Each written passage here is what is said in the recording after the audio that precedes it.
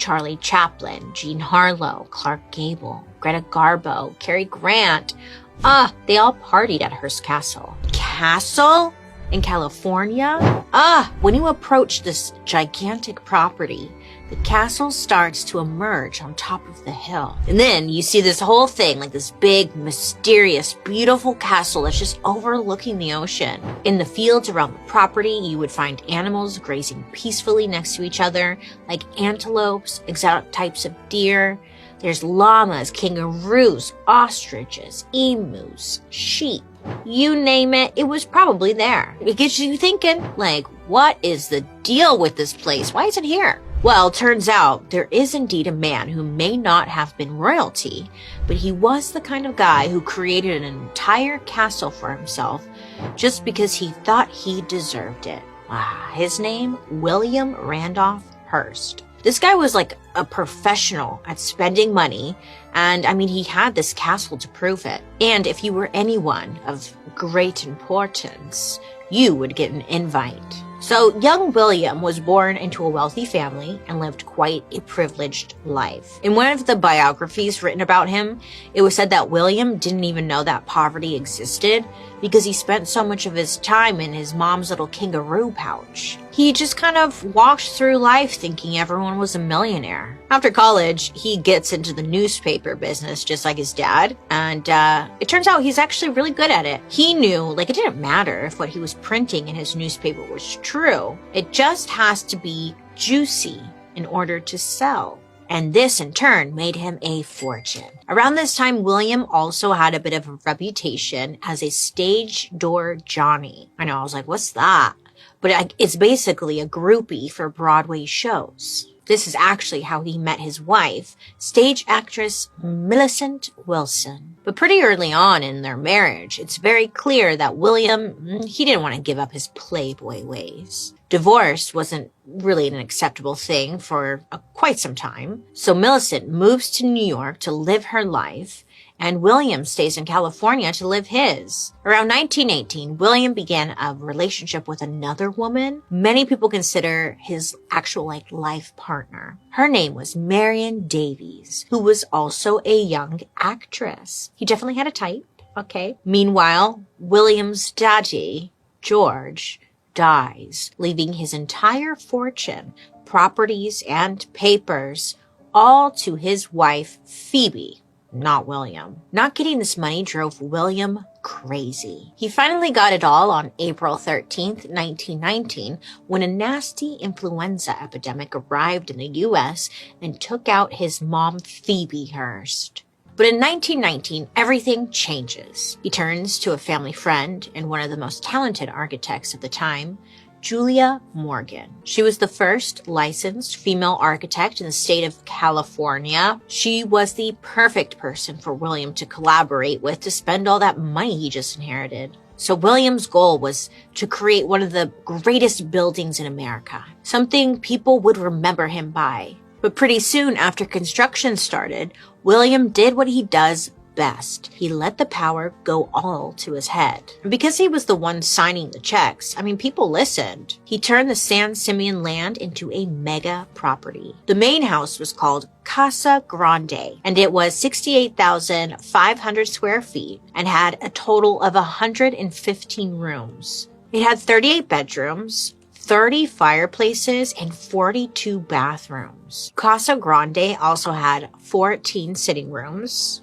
Then there were 3 guest houses on the property. They had a total of 46 rooms, including lobbies. Yes, they had guest houses with lobbies. The castle also had 3 chefs, 3 butlers, and tons of servants. There were 2 swimming pools, the Neptune pool, which was outside, and the indoor one, which was called the Roman pool. And the way Hearst Castle is decorated, it's just all over the place. The main house is in a Spanish style, but most of the guest houses are Mediterranean. And then something else I noticed when I toured the castle, you can tell William planned out every single detail on the property. I mean, it's something from the most beautiful movie you've ever seen. It's so gorgeous. It's something that William had put on the property that really set him apart from other castles in history. Back then, Hearst Castle was home to California's largest private zoo.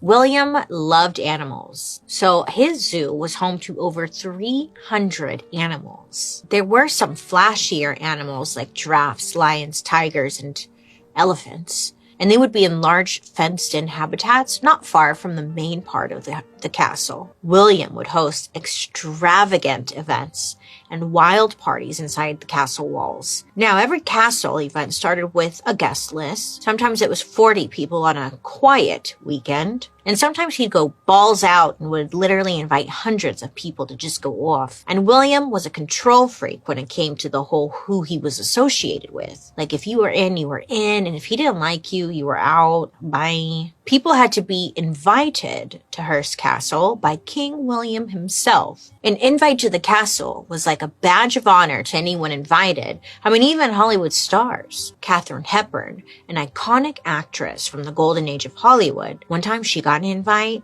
and nobody knows why, but she had to turn down the offer. Okay. And it was a decision she had regretted because after that, he ghosted her and she never received another invite again.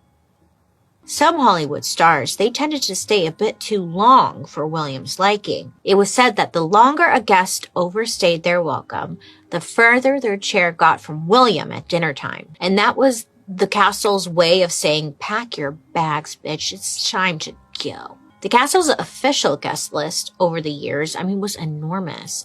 And it was bananas how many megastars loved to go there. Hearst Castle had some very specific rules. Rule number 1, no drunkenness, which is weird because he did have a stocked wine cellar during Prohibition, but fair. Rule number 2, no bad language or inappropriate jokes. Which again is a little strange because William's own newspapers were pretty questionable. And the best one of all, number 3, no sexual relations between unmarried couples. Which also is kind of funny because you see, William was literally disrespecting his marriage while his wife is living in New York. Okay, all of his rules did not apply to him, obviously. He would throw these huge costume parties and hundreds of people would attend.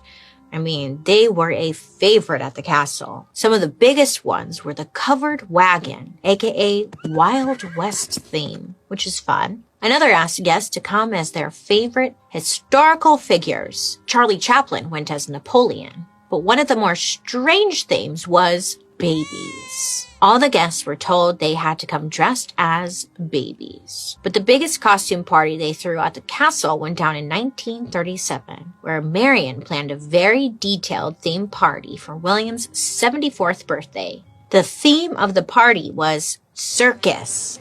To really drive home the theme in case the entire private zoo wasn't enough, an entire wall of the castle was ripped out so they could bring in a whole merry-go-round. And then after the party, they rebuilt the wall as if the merry-go-round had always been there. Marion and William weren't happy with people just showing up in their own cheap, spirit Halloween outfits. Every party featured real movie costumes that were driven directly to the castle from Hollywood studios. And these outfits weren't just trucked there and dumped wherever. Expert costumers from the studios would go up there with them to help the people get dressed. And a few sources say that William would go through all the costumes and hand pick what every guest would wear. William's horrible money management became very clear, and alarm bells went off. His company had $125 million of debt, and some experts say that his personal debt was bigger than some countries at the time. Then when World War II broke out and the U.S. Army goes to William and gives him a serious warning, they say, hey, your property is very close to the Pacific Ocean, which means it would be really easy for the Japanese to bomb, maybe take your parties elsewhere? I don't know. And William listened. He and Marion ran off to safety on the East Coast. After the war ended, William and Marion went back in 1945 and picked up where they left off. And he was doing what he did best, more construction on the castle and losing more money. His sons pleaded with him to stop. They were just watching their inheritances just go down the damn drain. But in 1947, because his heart was in such bad shape, William and Marion left the castle for the final time. They moved into a house in Beverly Hills where William lived until he died in 1951 at the age of 88. Hearst Castle was given to the state of California, but the interesting thing is that California didn't accept the gift for 3 years. Then on July 2nd, 1958, the Hearst Castle officially opened as a museum. After they tore down the private zoo back in the 30s, they let some of the animals just go free on the land. And if you visit, to this day you can see descendants of the castle's animals in the area, but there isn't one descendant of William in sight. I hope you have a good rest of your day and you make good choices. Goodbye.